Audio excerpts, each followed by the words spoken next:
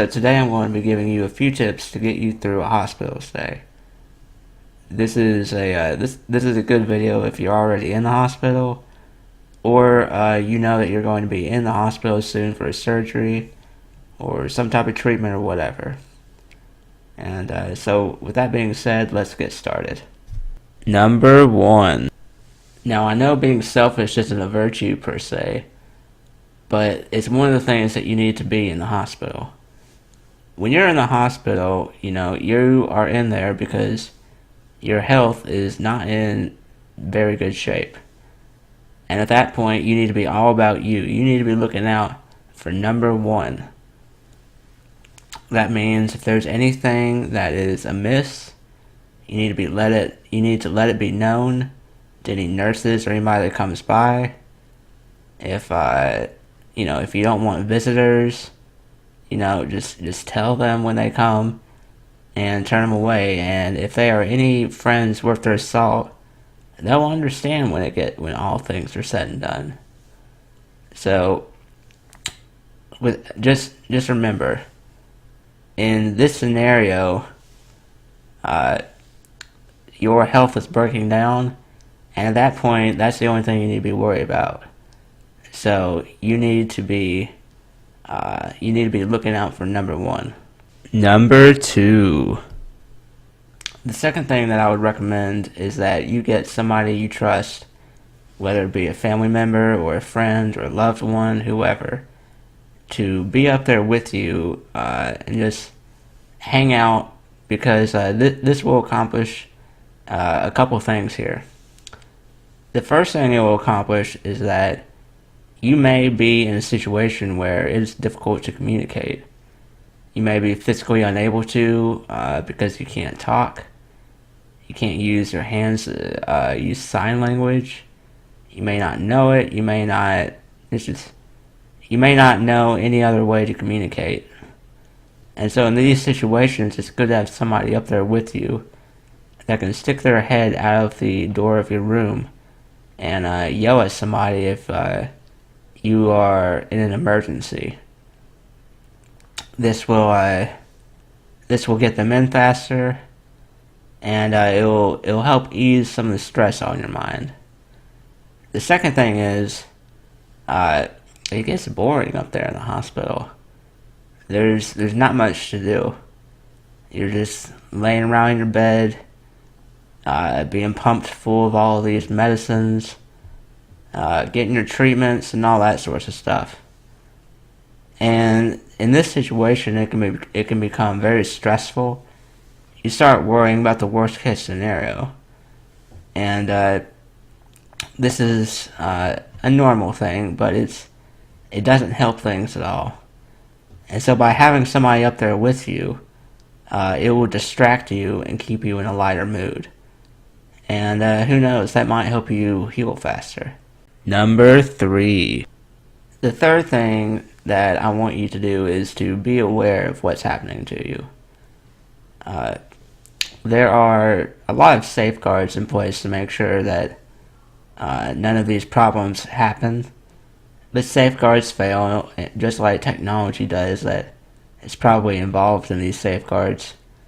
But one of the problems that can occur is that, say a nurse just came in and gave you a medicine, and then another nurse comes in thinking that you didn't get the medicine, and so she's trying to give it to you. Well, if you don't pay attention, it is likely that you will take that second dose, and depending on the medicine, that could be an overdose, and that can get you into a world of hurt. I mean, it won't be your fault at all, but nonetheless, it can still wind you into a world of hurt.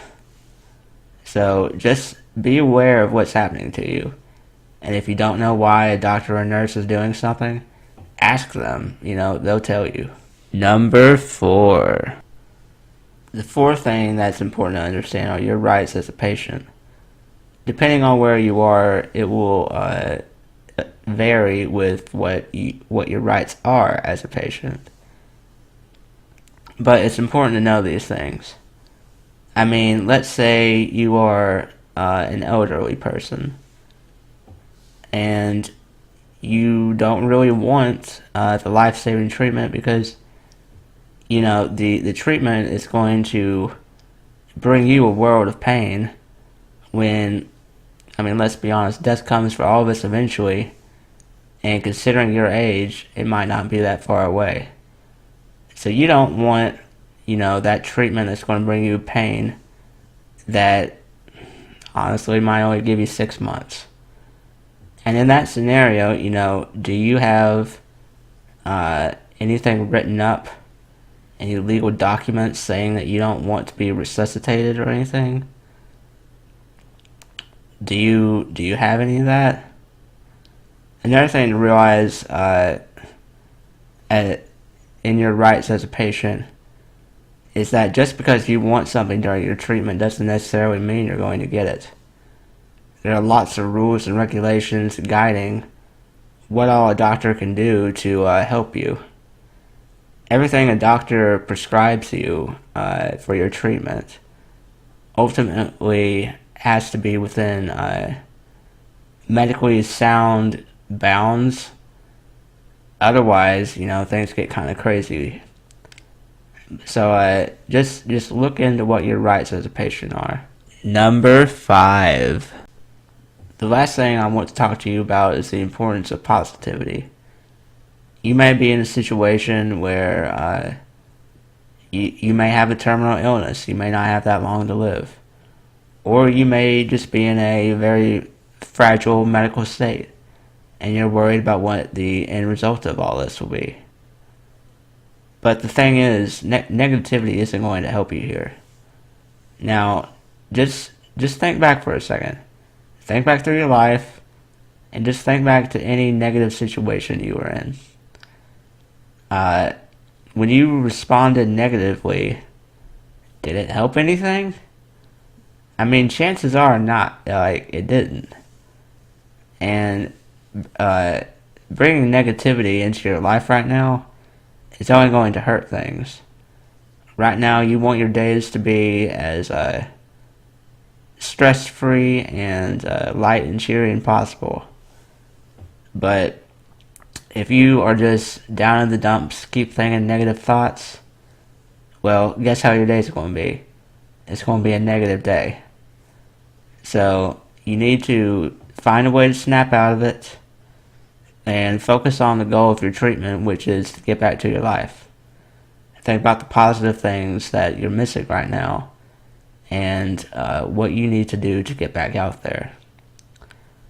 And if you like this video and want more like this, make sure to subscribe, throw a like my way, and I'll see you next time.